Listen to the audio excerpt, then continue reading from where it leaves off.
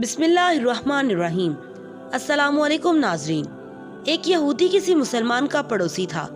यहूदी का पड़ोसी मुसलमान इसके साथ बहुत अच्छा सलूक करता था।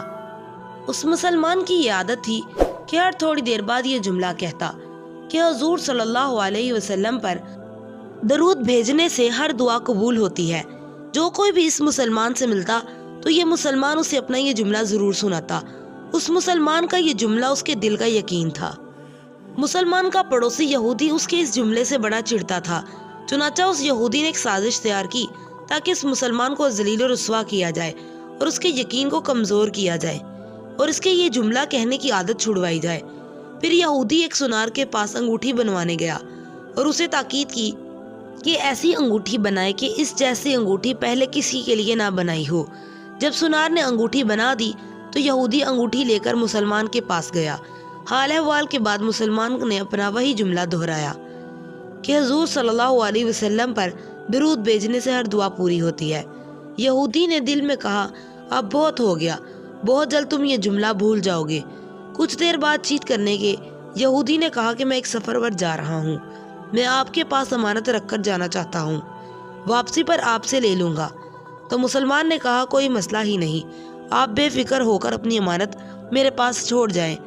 फिर यहूदी ने वो अंगूठी मुसलमान के हवाले की और अंदाज़ा लगा लिया कि मुसलमान ने वो अंगूठी कहाँ रखी है। रात को वो छुपकर इस मुसलमान के घर में दाखिल हुआ और अंगूठी तलाश करके अपने साथ ले आया।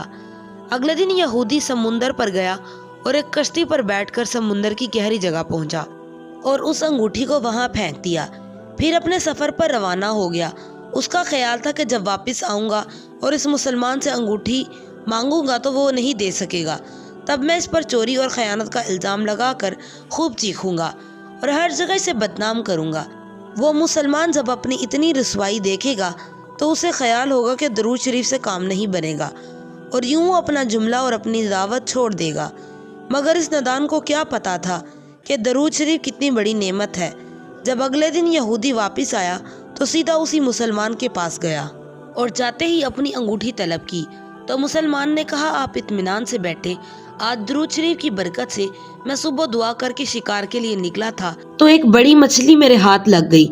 आप आए हैं तो मछली खा कर जाइएगा। फिर उस मुसलमान ने अपनी बीवी को मछली साफ करके पकाने पर लगा दिया। अचानक इसकी बीवी ने जोर से चीख मारी और उसे बुलाया।